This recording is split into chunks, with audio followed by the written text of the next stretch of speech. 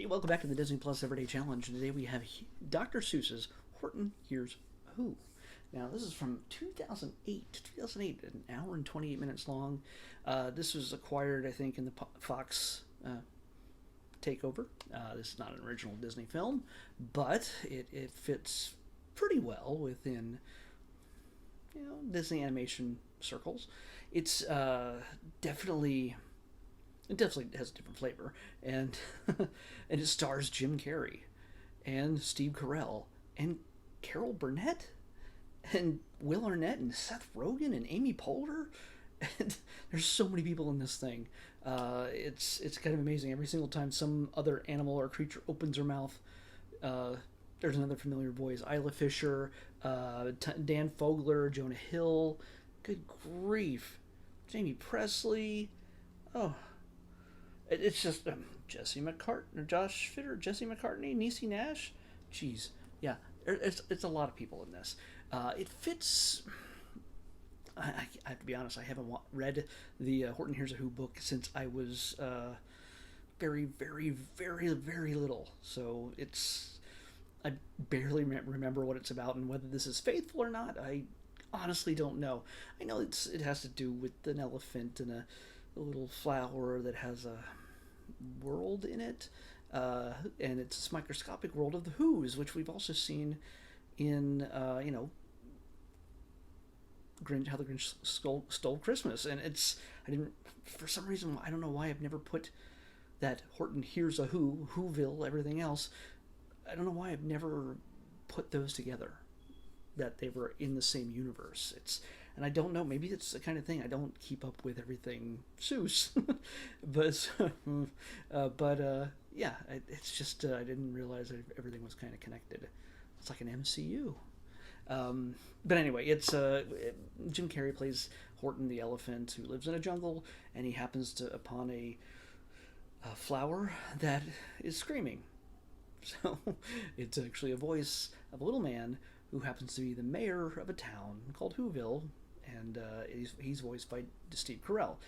And they become aware of each other's worlds through this weird bit of communication. Nobody else notices this sound. Horton is somehow able to pipe his voice into Whoville, and the mayor, Ned, I think is Ned. He's just a mayor. I think his wife, Amy Poehler, called him Ned at one point. But either way, he's the mayor. And nobody really. He comes from a long line of mayors and notable people, but the council of the town, they treat him like garbage. They don't believe in him. And they pretty much sway the people into not believing anything that Steve, the mayor, says. And so while the two of them come to grips in a total of less than an hour and a half of each other's worlds and how one affects the other, no matter how small the Whoville is, no matter how big Horton is, they running against time because people are out to get both of them. At least Horton has the local kangaroo. It's a mother who riles up the people in the jungle to save the children because Horton's making them believe things that obviously aren't real, and he's teaching them to use their imagination. Horrors. And yeah, it's a flimsy premise, but that's a flimsy premise that's also used in the real world for a lot of things. And also in Steve Carell's world, when Whoville and the mayor, he is trying to tell people that there is danger. There is real danger here unless Horton can get them to their little flower and that their little world is sitting on in a speck of dust. Unless he can get them to a safe space, they're all going to die. And the people who run the city, for the most part, beyond the mayor, they're like, who wants to believe that this is real? That this is a thing that we're all in danger? We're just going to have our Who Centennial anyway. We're going to have a big party. It's just, nothing's wrong. They don't know and they don't care that anything might be wrong. It sounds really familiar. I don't know. It sounds strangely familiar about the way our world has been the last year or so. But people are, they don't know. They don't. Never mind the man that has proof. yes, he has trouble making that proof be realized and understood and heard by hearing Horton's voice, but eventually, how it works out. At the same time, Horton is trying to convince that these people really do exist on this little speck. It's not just something in his imagination. It's not something he's making up. He's trying to corrupt the children. By the way, the kangaroo's son is pouch schooled, so he doesn't get any of that outside influence from the weirdos. Yeah. But, so yeah, it's a struggle, a race against time to get Horton, who's good-natured and sweet and kind, but as goofy as Jim Carrey is, they do a really good job of animating Jim Carrey into the form of an elephant, where you can just imagine that even if you couldn't hear his voice, you might imagine that Jim Carrey might be playing that elephant. Same with Steve Carell. He's very much channeling Michael from The Office in this in many ways. Loud outbursts and self-doubt and all sorts of other things like that. So yeah, it's got the hallmarks of their acting talents, but yeah, it's actually funny. It's I know it doesn't sound very convincing for me to say that, but it's a sweet-natured film that actually probably has a whole lot more deeper meanings behind a lot of it. Yeah, a lot of it's goofy, a lot of it's silly. One of the kids, a little orange or yellow fuzzy creature that's a friend of Horton's. I don't know what it is, who voiced her, but man, she's super creepy and adorable. I can't remember, but I yeah, I don't know. I should have looked her up. Oh no, that's no. I should, yeah.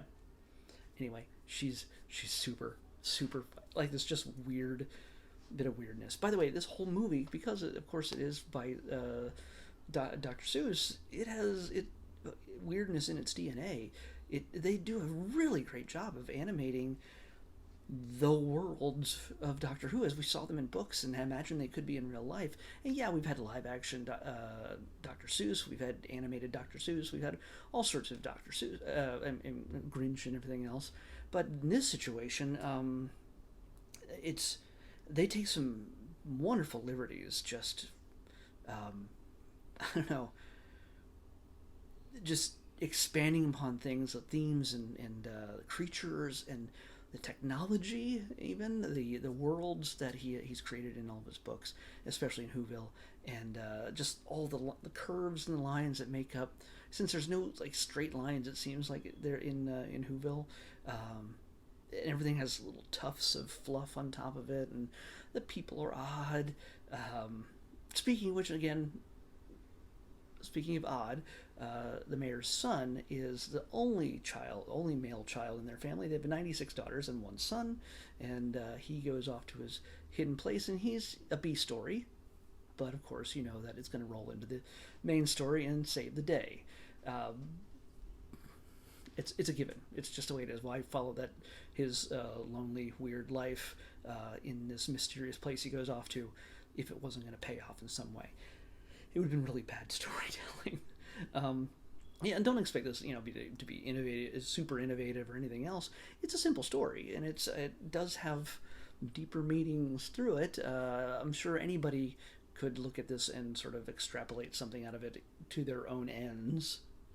Maybe not the intended end, but yeah, it could be applied to faith. It could be applied to science. It could be applied to all the little struggles we have, like I said, with the last year, people wondering, wanting to believe or not believe whether there's a virus, that kind of thing, where we have the ability to stop our own destruction or believe in something different. People's conspiracies, and there's a whole lot of other things that could be read into this if you wanted to, but we can let it be a children's film also. And also just a fun adult film too. Not adult film, but adults can appreciate it. So yeah, there are a number of little weird bits that weren't necessary. Pop culture references, and of course ending it with a pop song, REO Speedwagon's "I Can't Fight This Feeling Anymore." at the very end for no reason whatsoever. I don't know if it. I can't think of why it would apply to anything that happened in this movie. But everybody sings it in both worlds, and it's supposed to be cool and funny. And I don't know. It just why? Why? It's not necessary. But yeah, so that's, I mean, Horton Hears a Who. It's never going to be a humongous classic or anything else, but it is actually kind of a fun film. So yeah, I don't know if I'll watch it again, but I wouldn't say, oh, keep that away from me if I saw it again, if somebody said they had wanted to watch it. Because I think there's a little bit more that can be grabbed out of it with successive viewings. So I looked for Easter eggs. I wanted to see if there was any a peek of the Grinch or maybe Cindy Who somewhere around, but I didn't see either one of them. Maybe I just wasn't looking at the right time. But I love the look of Whoville.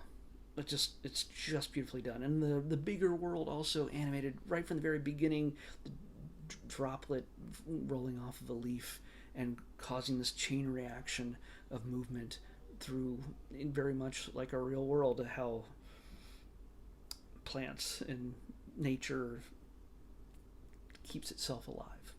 And who knows, within any bit of microscopic dust or water, there might be whole civilizations in there. Or maybe we are in that speck of dust and there's a greater civilization that could be above us. Who knows? We don't know. But it's showing that we should show respect and appreciation for all life. So, yay, preaching. Let's pick tomorrow's episode. 267. 267.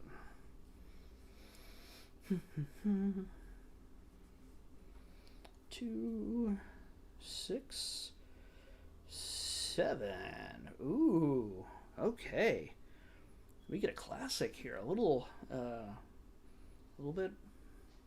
1959. We're going back to 1959. We're in the J's. Can you imagine what it is?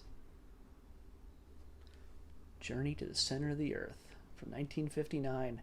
That's what we're watching next on the Disney Plus Everyday Challenge. Journey to the Center of the Earth. See you back here tomorrow with that.